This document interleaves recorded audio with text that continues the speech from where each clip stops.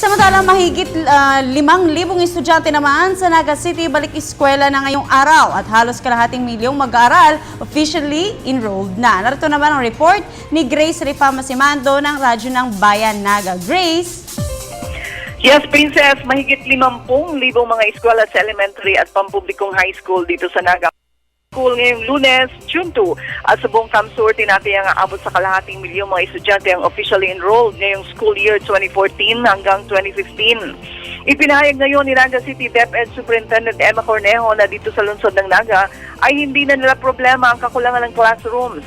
Pinasalamatan ni Cornejo ang tambalang DepEd at local government of Naga sa pamumuno ni Mayor John Bongat dahil summer pa lang ay naipaayos na daw ang lahat ng mga for-repaired na mga silid-aralan pati na ang isang gusaling na sunog sa Barangay Pakul, kaya't ang lahat na ito ay nagagamit na ngayong pasukan.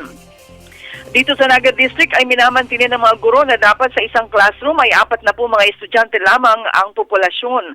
Samantala sa panig naman ng DepEd Kamsur, ipinahayag ni DepEd Superintendent Gilbert Sadsad na nagpalabas siya ng kautusan sa lahat ng mga divisions na maglagay ng Information and Complaints Office upang siyang mag-asikaso at magdinig ng lahat ng mga problema, hinaing at reklamo ng mga eskwela, mga guro at mga magulang. Radyo ng Bayan Naga, Grace Rifama Simando para sa Telebisyon ng Bayan.